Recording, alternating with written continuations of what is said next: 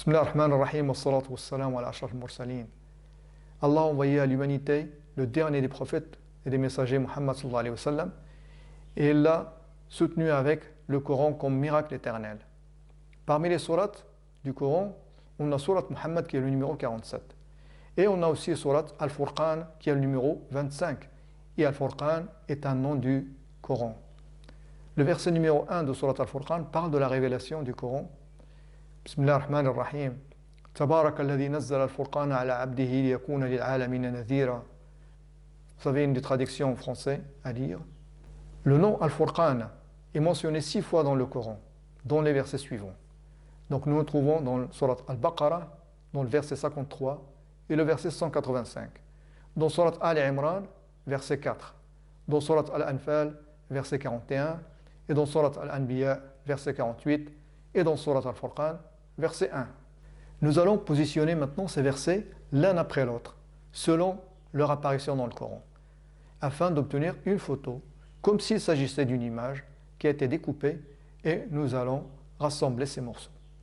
Après cela, nous compterons tous les mots, en commençant par le premier mot du premier verset jusqu'au dernier mot du dernier verset. Et nous examinerons les positions du mot Al-Furqan parmi tous ces mots. Nous remarquerons que le nombre de mots dans les 6 versets est de 119 mots. Ce qui est étonnant, c'est que la première citation du nom Al-Furqan est le mot numéro 5. Et il est suivi de 114 mots. Car on a 119 moins 5 est égal à 114. Et la dernière citation du mot Al-Furqan, elle est le 114e mot. Et 114 est le nombre de sourates du Coran. Subhanallah. Nous allons faire la même chose pour le nom Muhammad. Donc le nom Muhammad se répète 4 fois dans le Coran. Et on le trouve dans les versets suivants. Dans Surat Al-Imran, verset 144. Dans Surat Al-Ahzab, verset 40. Dans Surat Muhammad, verset 2. Et dans Surat Al-Fath, verset 29. On va placer de la même manière les versets l'un après l'autre, selon leur apparition dans le Coran, comme nous l'avons fait pour les versets dans lesquels le mot Al-Furqan est cité, et on comptera tous les mots en commençant par le premier mot du premier verset jusqu'au dernier mot du dernier verset. Et on observera l'emplacement du mot Muhammad dans tous ces mots. En effet, la dernière apparition du nom Muhammad vient dans la position 63 à partir du premier mot. Et 63 est l'âge du prophète Muhammad sallallahu alayhi wa sallam lorsque la révélation du Coran a cessé. Mais notez aussi l'ordre de la 3e citation du nom Muhammad qui est venue dans Surat Muhammad elle-même. C'est le mot 53. Et pourquoi 53 ? 53 parce que dans Surat Muhammad, il y a le seul verset qui a été révélé à notre prophète Muhammad sallallahu alayhi wa sallam sur le chemin de la hijra, l'immigration, et il avait 53 ans. Ce verset est le verset 13 de Surat Muhammad. Subhanallah. L'étonnant est que la première citation du nom Muhammad est le deuxième mot et il est suivi de 114 mots. 116 moins 2 est égal à 114. 114 est le nombre de sourates du Coran. Il y a un lien étroit entre le prophète Muhammad sallallahu alayhi wa sallam et le nombre de sourates du Coran. Subhanallah. Donc la dernière citation du mot Al-Furqan est le 114e mot. 114 est le nombre de sourates du Coran. Et pour le nom Muhammad, la dernière citation est le 63e mot. Et 63 est son âge lorsque le Coran a cessé d'être révélé. Dans les deux cas maintenant, la première citation du mot Al-Furqan ou celle de Muhammad sont suivies de 114 mots jusqu'au dernier mot des versets. Et une concordance entre les deux est 114, comme on l'a dit, est le nombre de sourates du Coran.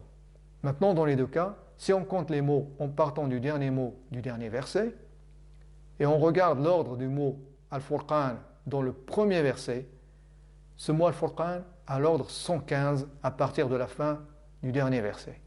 De même, si on compte les mots en partant du dernier mot du dernier verset, et on cherche le nom Muhammad qui est dans le premier verset, alors le nom Muhammad se trouve à la position 115, à partir du dernier mot des 4 versets.